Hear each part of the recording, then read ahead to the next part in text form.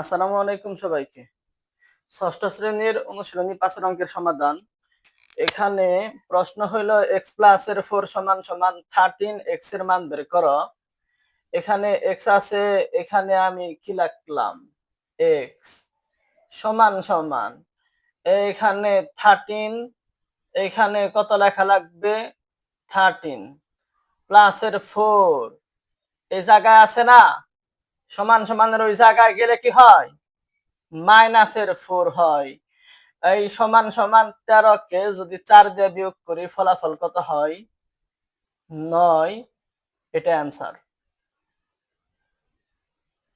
তারপর 2 নাম্বার প্রশ্নের সমাধান দেখো। এখানে প্রশ্ন হলো x এর 5 সমান সমান 9, x এর মান বের করো। অতএব এখানে x আছে, কত দিলাম? x দিলাম সমান সমান 9 প্লাসের 5 এই জায়গায় আছে, সমান সমানের ওই জায়গায় দিলে কি হয়? মাইনাসের 5 হয়। এই তুমি যদি 9 কে 5 দ্বারা বিয়োগ করো তাহলে ফলাফল কত হয়? 4। অ্যান্সার। 3 নাম্বার প্রশ্নের সমাধান দেখো। y এর 1 সমান সমান 10, y এর মান বের করো। এখানে y লেখার পর সমান সমান কত আছে? 10 প্লাসের 1 এই জায়গায় আছে না? সমান সমানের ওই জায়গায় দিলে মাইনাসের 1 হয়, আর বিয়োগ করলে ফলাফল কত হয়? 9। অ্যান্সার। পরেরটা 4 নাম্বার প্রশ্ন হচ্ছে y এর 5 সমান সমান 11, y এর মান বের করো। অতএব y এই সমান সমান কত লেখা লাগবে? 11 মাইনাসের 5 এই জায়গায় আছে না? সমান সমানের ওই জায়গায় দিলে কি হয়? প্লাসের 5 হয়। 11 আর 5 যোগ করলে ফলাফল কত হয়? 16। অ্যান্সার।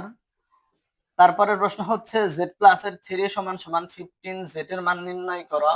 অতএব z সমান সমান কত আছে?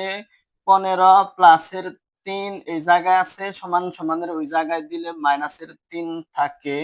15 কে 3 দিয়ে বিয়োগ করলে ফলাফল কত হয়? 12।